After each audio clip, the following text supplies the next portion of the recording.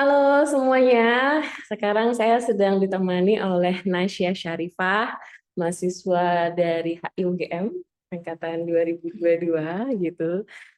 Ini kenapa bisa ketemu di sini bareng sama saya, soalnya kemarin tuh saya sempat bikin IG story, ngobrol juga ya sama Falah, teman Iya, angkatan juga kan. Terus saya tuh jadi kepikiran, kayaknya asik juga ya kalau ngobrol sama mahasiswa tuh yang di luar kelas gitu. Karena kan mungkin kalau misalnya aku ketemu di kelas ya taunya cuman sangat terbatas ya dengan teman-teman dan juga materi kita tuh sangat terbatas dari materi kelas aja, ngomongin teori, ngomongin isu-isu gitu doang. Tapi kan setelah ngobrol sama Falah kemarin dan teman-teman mahasiswa yang kemarin tuh saya jadi penasaran juga sih, pengen ngobrol lebih lanjut nih sama mahasiswa, pengen ngulik-ngulik sisi kehidupan mahasiswa yang lain seperti apa gitu kan.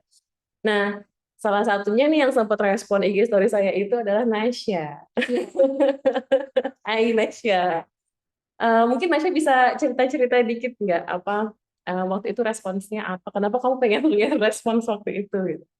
sebenarnya aku pengen respon karena aku juga tertarik ngobrol-ngobrol sama Mbak Nana, terutama eh, ini kayak apa ya menyinggung kelas ekonomi politik pembangunan waktu itu Mm-mm, yang membahas tentang special peaks dan mhm, diawali dari apa ketimpangan atau kesenjangan yang pernah kamu alami gitu. mhm, Nah, waktu itu aku sempat berdiskusi sama teman-teman di kelompok yang waktu itu dibentuk, dan aku waktu itu ngebahas propose tentang kesenjangan atau ketimpangan yang pernah aku alami gitu.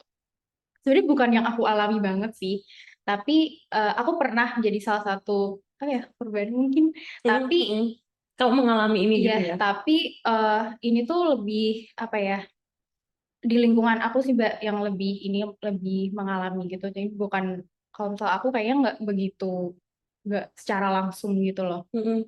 Boleh boleh cerita lebih spesifik nggak? Kamu nyaman nggak kalau cerita kayak lingkunganmu di mana? Aku Lingkunganmu aku gimana? nyaman sih Oh ya sebenarnya. udah nggak apa-apa. Nanti kalau mau share boleh. Aku santai. Oke oke.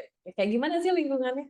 Jadi aku kan tinggal di Semarang ya. Aku Oke. sebut aja aku di Semarang. Aku asal Oke. Semarang, Heeh. asal ibu kota Jawa Tengah kan, Mhm, provinsi Jawa Tengah. mhm, Dan waktu aku SMP itu, waktu aku SMP tuh semua berjalan dengan baik gitu. Aku SMP negeri.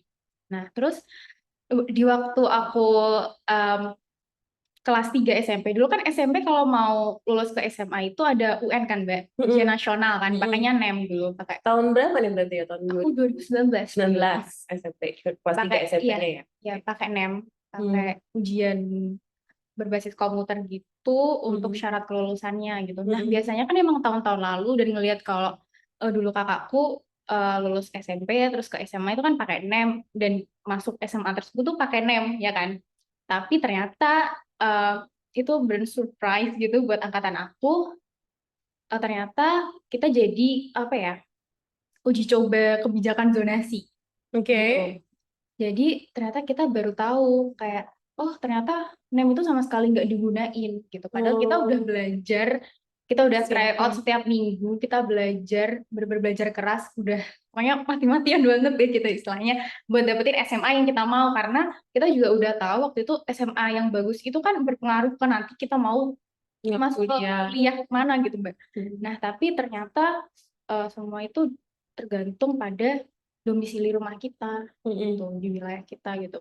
mhm. Terus akhirnya pertama aku kayak fine ada SMA gitu, aku pasti dapet lah gitu, karena aku berpikirnya meskipun pakai zonasi tetep lah NEM tuh dipakai gitu loh. Aku Mhm, tetap mhm. berpikir positif gitu ya, anak SMP. Denial sebenarnya Iya ya. sih, lebih ke denial ya.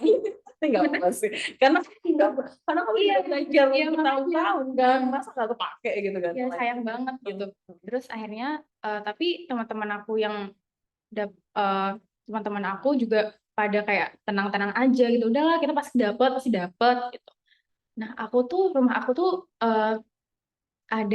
aku tinggal di wilayah di Semarangnya tuh bukan kota banget, tapi di pinggir juga enggak gitu, Mbak. Jadi Mhm, ya disebut di tengah kota juga enggak, tapi di pinggir juga enggak gitu. mhm, mhm. Dan emang di wilayah aku tuh emang banyak banget pemukiman di situ. Oke. Jadi emang banyak banget rumah-rumah, emang di situ kayak perumahan gitu lah, Mbak, banyaknya gitu. Perumahan atau Perumahan, kampung? ya Kalau kampung, perumahan tuh kan ada, ada perumahan juga gitu oh di wilayah nyampur. tersebut. Iya. Oke. Nah, setelah itu abis keluar NEM nih, kita masih oke, PPDB nantilah pikir gitu. Zonasi masih paling sistemnya kayak SMP. Waktu mau masuk SMP tuh juga pakai zonasi, tapi dulu namanya rayon, Mbak. Jadi udah ditentuin, kamu rayon ini cuma bisa daftar SMP ini gitu. SMA ini. SMP ini. Nah, waktu SMA ini beneran pakai jarak rumah ke sekolah yang ditentuin gitu. Oke. Terus waktu PPDB aku daftar 4 sekolah. Pilihan itu 4 sekolah. Aku yang pertama itu yang paling dekat pastinya, sampai yang paling jauh gitu. Nah, dari wilayah aku sama sekolah yang paling dekat dari rumah aku itu jaraknya 2 kilo lebih, di bawah 3 kilo gitu. Yang paling dekat. Iya, itu paling deket tuh 2 kilo gitu. Nah, di situ aku kayak yang udah, aduh gimana ya gitu. Tapi bisa lah gitu, kayaknya juga tetap bisa lah gitu. Dari 4 ini ada nggak yang sebenarnya SMA yang kamu pengenin dulu waktu Iya, masih ada yang pakai pilihan NEM? pertama itu. Ada. Iya. Itu yang jaraknya mana tuh? Kan 1 paling dekat, 4 paling jauh.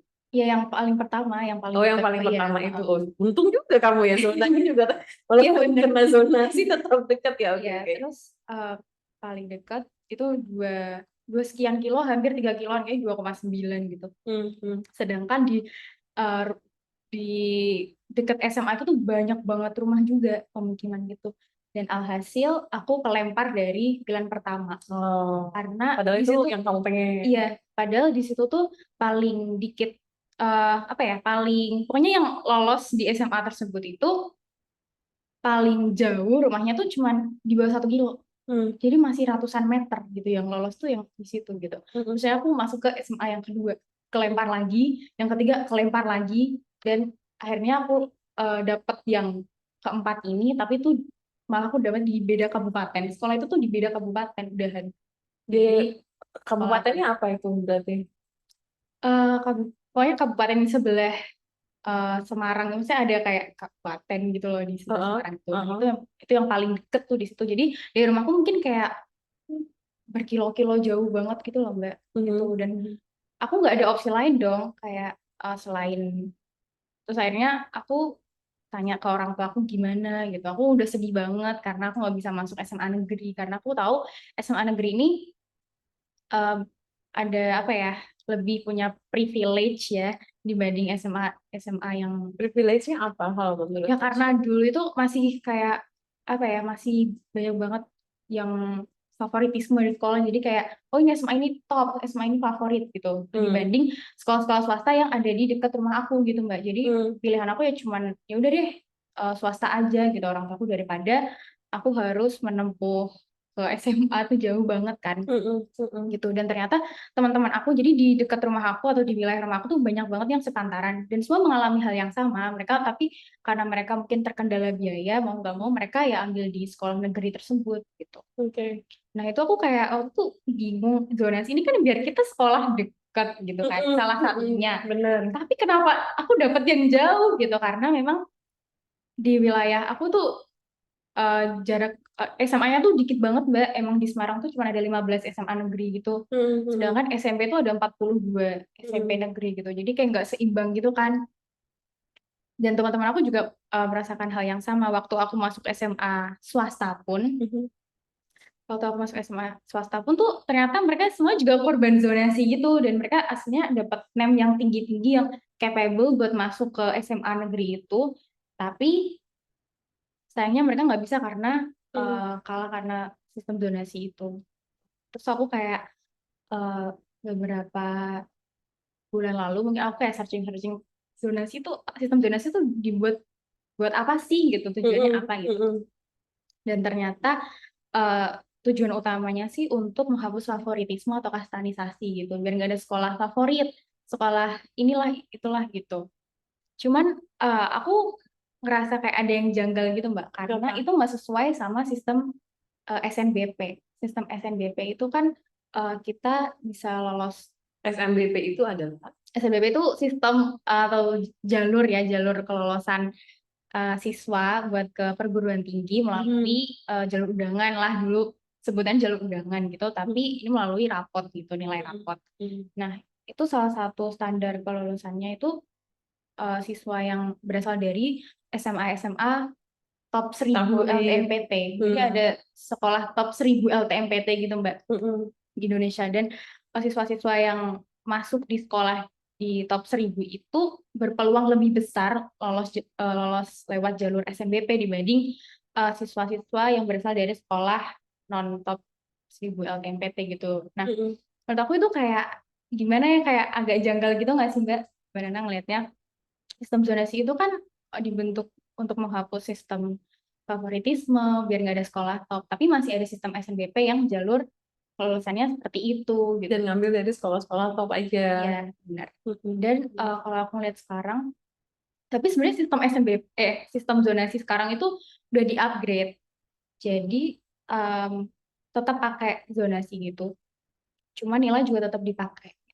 Cuman Mm. sayangnya memang waktu itu aku kok percobaan ya, angkatan percobaan. Jadi kayak ya udah, Dan tapi nggak ada toleransi ya. iya, Harusnya kan kalau percobaan itu ada masa-masa, ya namanya juga uji coba iya, kan. Ada masa-masa percobaan yang kalau misalnya ada kasus-kasusnya yang apa anomali gagal gitu, kamu karena kamu kan istilahnya mau menuruti peraturan, Mm-mm. ya kan? Kamu memang mau sekolah yang lokasinya deket. Masalahnya di deket rumahmu nggak ada sekolah, Iya, gimana dong gitu ya? ya makanya gitu. Terus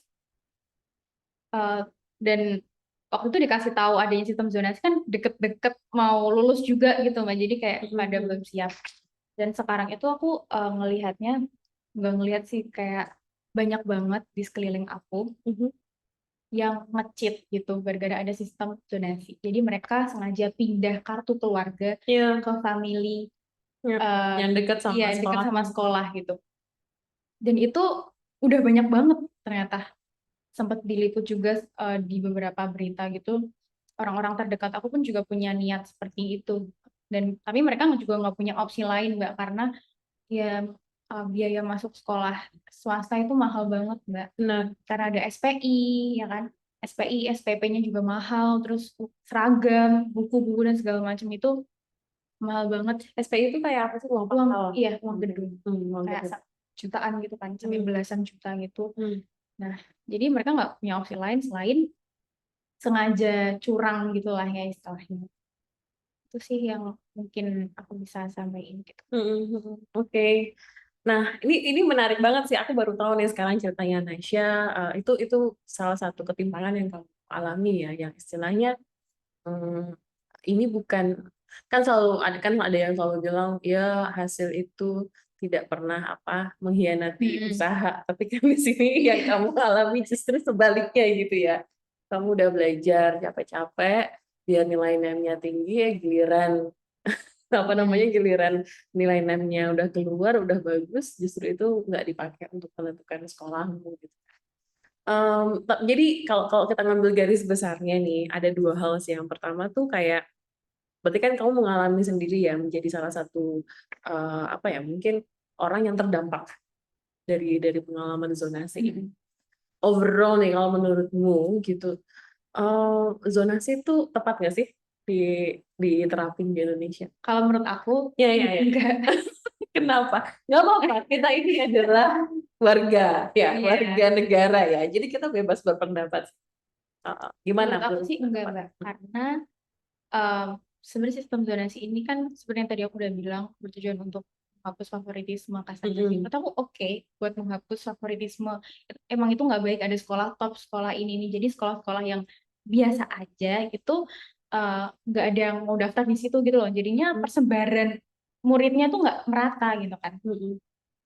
Nah, kalau misal dilihat dari sekarang, eh, menurut aku yang paling efektif itu masuk sekolah ya berdasarkan nilai, pure nilai gitu.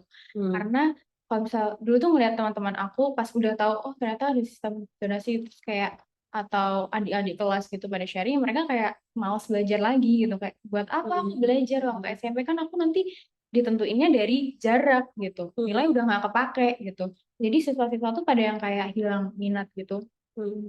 buat belajar, buat kayak udah mengandalkan jarak aja gitu. Kalau Mm. aku ngeliat dulu di kelas aku sempat sharing juga. Terus selain itu tadi juga yang udah ada contoh itu juga memicu kecurangan, yang dan itu gak cuman dilakuin oleh segelintir orang tapi banyak, karena pasti mereka setelah melakukan tersebut sharing ke orang terus kayak oh bener juga ya, terus akhirnya melakukan hal tersebut juga gitu. Jadi menurut aku kurang kurang efektif aja gitu buat SMP sama SMA. Kalau emang tujuannya buat menghapus favoritisme biar nggak ada sekolah favorit, sebenarnya harus dilihat dulu nggak sih apa yang menyebabkan sekolah itu ada label favorit gitu. Ya karena tiap sekolah itu beda kualitasnya, fasilitasnya, kualitas gurunya juga berbeda gitu, Mbak. Aku juga mengalami sendiri. Kayak dulu waktu aku SMP negeri, eh, aku di SMP negeri sama teman-teman aku yang di SMP negeri tapi jauh lebih favorit gitu lah istilahnya. Itu beda juga, kayak fasilitasnya berbeda, terus kualitas gurunya juga berbeda gitu. Jadi menurut aku itu sih yang bikin kenapa adanya sekolah favorit, ya karena memang di dalam sekolahnya tuh berbeda. Jadi kalau misalnya mau menghapus, ya samain dulu gitu antar fasilitas, terus ekstrakurikuler yang aktif juga kan itu juga berpengaruh, dan hal-hal yang internal dari sekolahnya gitu. Karena waktu em, di Semarang itu juga, jadi ada salah satu sekolah SMP itu besar banget, SMP negeri besar banget, lapangan basketnya besar banget, itu luas banget Mbak gitu. Aku paling luas lah gitu. Tapi ada salah satu SMP negeri juga yang bahkan buat upacara itu harus gantian sama parkir guru gitu, benar-benar kecil banget gitu. Itu kan ketimpangan ya, sama-sama SMP negeri juga, sama-sama di kota juga Mbak, Ya. tapi ada ketimpangan-ketimpangan tersebut gitu. Nah itu yang bikin, nah sekolah yang luas itu dicap sebagai sekolah favorit, sedangkan sekolah yang sempit itu, yang belum, yang gak luas itu disebut sekolah-sekolah yang katanya tempat-tempat anak-anak buangan gitu katanya, yang nggak keterima SMP negeri favorit gitu. Nah, itu kan yang menyebabkan perbedaan fasilitas tersebut, itu kan yang menyebabkan adanya label sekolah favorit, sekolah top gitu kan, Mbak. Menurut aku juga gitu. Jadi eh, sistem zonasi ini direformasi lagi, diganti jadi lebih baik Direvisi lagi, ya lagi ya. direvisi lagi, dan mungkin lebih fokus ke pembangunan internal sekolahnya gitu, dan fokus Mengurangi ya, ketimpangan fokus antara untuk sekolah. yang menyebabkan ketimpangan-ketimpangan yang terjadi. Tapi tadi misalnya salah satu mekanismenya kan kamu ya udah balikin lagi ke nilai. Tapi kalau balik ke nilai nanti melanggengkan favoritisme nggak sih? Karena nanti otomatis kan berarti siswa-siswa yang nilai 6-nya tinggi-tinggi di satu sekolah semua. Nanti kalau aku nggak tahu sih. Tapi sebenarnya kalau aku pribadi ngeliatnya gini sih. Kalau ada satu sekolah ataupun kampus gitu ya, dia inputnya mahasiswa apa sekolah pelajar-pelajar yang pinter, nilainya bagus. Kalau misalnya mereka lulusnya bagus dan mereka berprestasi, menurutku itu normal ya nggak sih? Iya. Karena ibaratnya kayak kita input output aja, inputnya berkualitas ya outputnya berkualitas. Justru kalau misalnya inputnya semua berkualitas, tapi ketika mereka lulus, justru misalnya mungkin kalau di kampus gitu banyak yang DO mungkin atau banyak yang IPK-nya jelek, berarti kan mungkin yang perlu dipertanyakan adalah ini sistem pendidikannya gimana kan di Iya. sekolahnya. Justru sebenarnya bisa jadi juga eh, kalau kita mau mengukur sekolah yang bagus itu adalah sekolah yang bisa terima berbagai macam siswa, tapi outputnya nanti tuh rata-rata semuanya mungkin bukan upgrade ya, tapi itu kayak naik gitu. Menurutku itu menunjukkan ya ini memang sekolahnya membuat orang-orang yang di sana belajar Iya. menjadi lebih baik, menjadi lebih pintar gitu kan. Cuman ya itu balik tadi poinnya Nasya kan bilang kalau berdasarkan nilai berarti nanti akan terus favoritism dong Iya sih, kulturnya. jadi mungkin memang bisa diperbaiki dari apa yang penyebab ketimpangan itu, jadi menyamaratakan kualitas dan fasilitas antar sekolah itu sih Mbak, mungkin.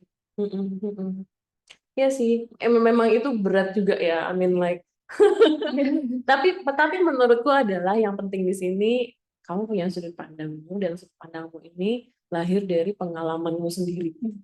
Yang mudah-mudahan nanti kamu ada rencana ini ya riset, nulis gitu nggak sih Aku tentang pengen sih Mbak. pendidikan kamu? Iya. Kamu emang suka tema-tema pendidikan ya. Nah mudah-mudahan tuh menurutku tuh kayak pengalaman itu tuh bisa membantumu mengasah sudut pandangmu gitu loh, bahwa kalau ngomong ketimpangan nggak usah jauh-jauh pakai Gini Index segala macam kan. Ya emang Gini Index dan apa namanya indeks-indeks lain itu penting memberikan data, tapi menurutku pengalamanmu sehari-hari itu it's your apa ya ruh gitu loh, ruh dari penelitianmu gitu. Itu yang membuat penelitianmu tuh genuine. Karena kamu nggak cuma berangkat dari sini, tapi kamu juga berangkat dari pengalaman. exactly your. Oke, menarik, menarik. Nanti kira-kira judulnya apa nih? Sistem zonasi tidak tepat gitu. Kira-kira. Pernah ini sih, pernah nulis juga, Nah, tapi di Medium tentang ini, tentang oh ya, zonasi oke. sama sistem SNBP. Aku kayak membandingkan gitu karena ya kurang ini aja, kurang apa ya, nggak berjalan seiring gitu loh, Mbak. Jadi Hmm. sistem zonasi itu, dan kalau sistem zonasi itu kan kalau misalnya dipikir, jadi yang kita realistis ya, being realistis gitu, kalau eh, sekolah-sekolah yang di pinggir itu kan sekolah-sekolah yang kurang terawat, fasilitasnya juga Hmm. belum gak seoke yang di kota gitu. Hmm. Nah, anak-anak yang tinggal di pinggiran, meskipun misal dia udah kayak, oh aku akan, dia niat belajar banget, tapi akhirnya karena sistem zonasi, dia dapat di sekolah yang di pinggir, yang fasilitasnya kurang mendukung itu. Dan Hmm. akhirnya dia akan beda, maksudnya akan apa ya, nggak bisa upgrade gitu ya Mbak, karena memang fasilitasnya juga terbatas gitu. Dulu tuh bahkan kayak nggak semua SMP punya lab komputer dan segala macam. Oke. Jadi Jadi apa tuh judul tulisanmu di Medium? aduh aku Ah, lupa ya, ini. paradoks zonasi kayaknya. Paradoks zonasi. Wah, menarik banget. Nanti aku kasih aku linknya ya. Boleh nggak aku nggak ketahuan di bawah? Jadi deskripsi di link di bawah.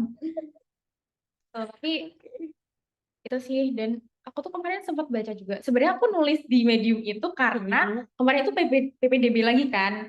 Nah itu sempat blow PPDB up, itu adalah eh, penerimaan apa ya, aku lupa. yang jalur Proses undangan. Sorry penerimaan, ya, aku tuh nggak begitu update di singkatan-singkatan ini. aku lupa deh. Aku juga Tapi lupa. apa kira-kira itu? Tentang apa sih? Itu PPDB itu sistem penerimaannya. Jadi Oke, sistem jalur masuknya penerimaan itu kalau kampus. SMP SMA, Heeh. enggak SMP SMA itu Oh, PPDB SMA. namanya ya. Oh, oke. Sip, sip. PPDB. Aku lupa. Sorry. Nanti kita googling ya. Cari lagi.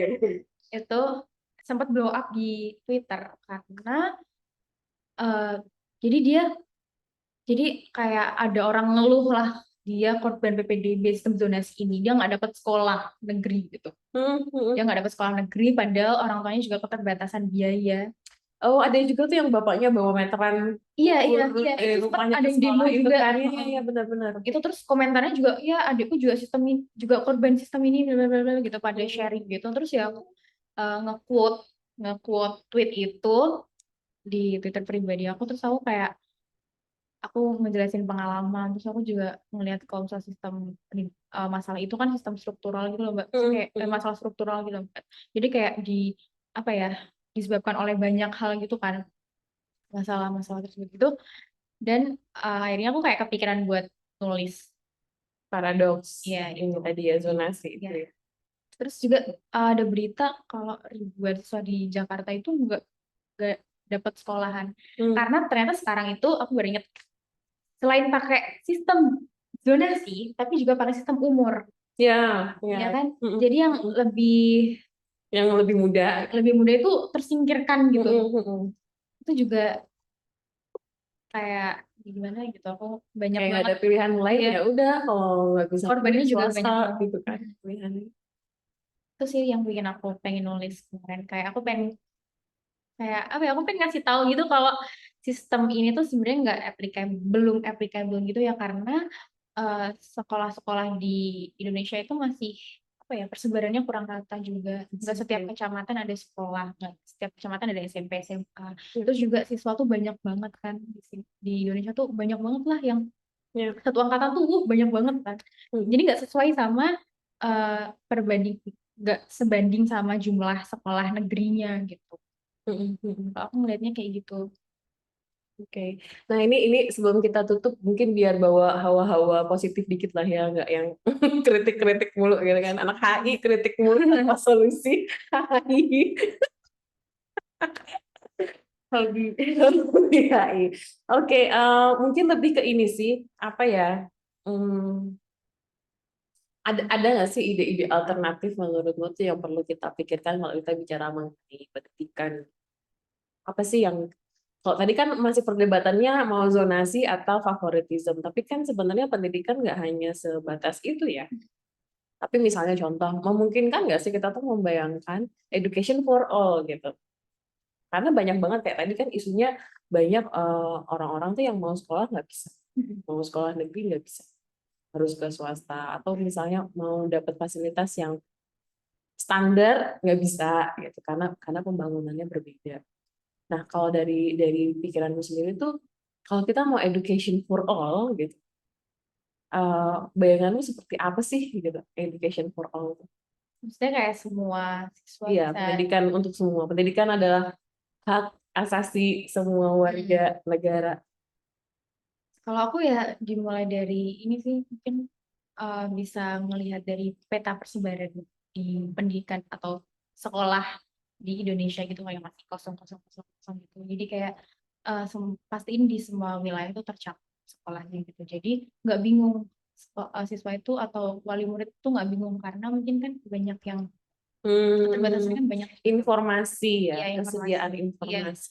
Terus biar nggak bingung gitu, terus juga kan mereka kadang nggak mau sekolah misal karena jauh banget, atau Ya, yang di daerah-daerah yang kurang diperhatikan itu kan sekolah tuh harus berjalan berkilo-kilometer gitu kan, Mbak. ya, Nah, itu mungkin harus dipikirin juga sama benar. pemerintah. Urban planningnya ya sebenarnya. Jadi harusnya dari misalnya populasi, entah dihitungnya per populasi Mm-mm. atau per luas wilayah gitu ya.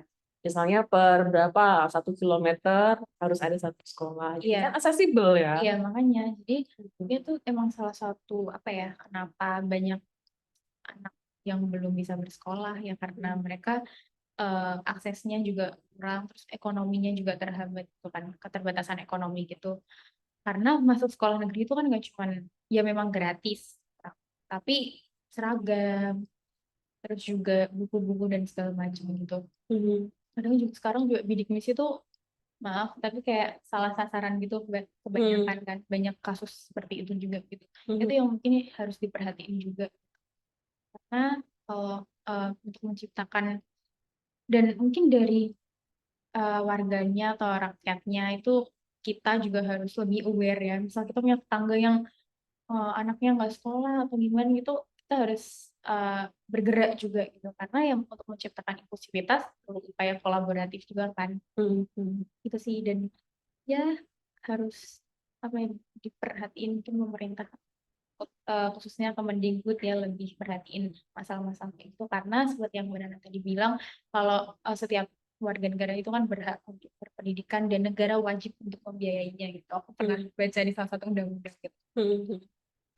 Dan tapi ya nyatanya masih banyak yang belum dapat hak tersebut gitu, dan mungkin mereka juga ya udahlah mau gimana lagi kan Mbak, mungkin Ya, ya. kita mau protes, kita mau apa, nggak ada hasil gitu. Jadi ya dari pemerintahnya sendiri yang memang harus reach out ke wilayah-wilayah atau para korban-korban kekerasan struktural. Oke. Sekolah, kalau matkul apa itu? EPP. Bukan Apa? matkul studi perdamaian pengantar studi. Aku masih ingat. Ini sekaligus promo AUGM kayaknya ya. Oke, ini insya Allah Nasya jadi calon menteri pendidikan Amin. berikutnya. Amin. Saya harus mulai dari mission sih. Kalau punya misi yang kuat itu, ya nggak harus jadi menteri sih, apapun gitu kan. Kalau emang misimu driven by apa visi untuk pendidikan yang lebih merata, ya mudah-mudahan itu sih jadi jalan. Jalan. Oke, nah ini juga buat yang nanti denger-dengerin gitu ya, kalau ada yang juga sama concernnya di bidang pendidikan gitu kan, terus ada poin-poin yang mungkin relate gitu ya, kalau pengen ngubungin Nasya, misalnya pengen diskusi lebih lanjut kemana nih Nasya, boleh ya? Instagram. Instagramnya Nasya ya. Ada di link di bawah ini, semoga aku ingat ngasih tahu, harus ingat. Oke, nanti linknya ada di bawah semua. Thank you banget ya, Nasya ngobrol-ngobrolnya. Kita apa ya? Aku pikir ini salah satu apa namanya privilege kita ya sebagai apa akademisi. Menurutku kita harus sering-sering ngobrol kayak gini sih ya, karena kan kita menurutku ya dengan adanya sosial media ini kita harus bisa membangun diskurs juga, apa ya, memberikan alternatif diskurs dari media-media besar. Kalau media besar kan pasti isu yang dibahas ya isu-isu yang mungkin high politics, Iya, hard politics. Tapi kan isu zonasi, isu akses pendidikan ini isu yang buat keseharian kita gitu. Nasya kemarin ngalamin gimana keselnya pas ada nggak dapet sekolah favorit gitu kan. Dan mungkin banyak juga nih apa namanya teman-teman yang sudah mengalami itu atau nanti mau dari SMP ke SMA juga akan mengalami itu gitu ya. Sebenarnya justru ini menjadi isu-isu yang harus sering diobrolin dan benar tadi apa namanya idenya Nasya ini isu tentang kesediaan informasi ya. Bagaimana kita bisa buat informasi itu lebih rata, Mm. lebih apa ya, lebih aksesibel buat semuanya. Oke, makasih semuanya yang sudah mendengarkan. Malu banget.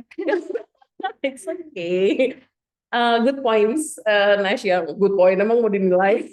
Enggak juga. Oke, mungkin mudah-mudahan nanti ada kesempatan lain kita bisa ngobrol-ngobrol ya. Atau misalnya buat teman-teman juga yang mau bikin diskusi tentang pendidikan itu juga bisa ya. Nanti bisa kirim komentar langsung ke channel ini atau ke Nasya juga. Kita tutup deh hari ini. Dadah semuanya.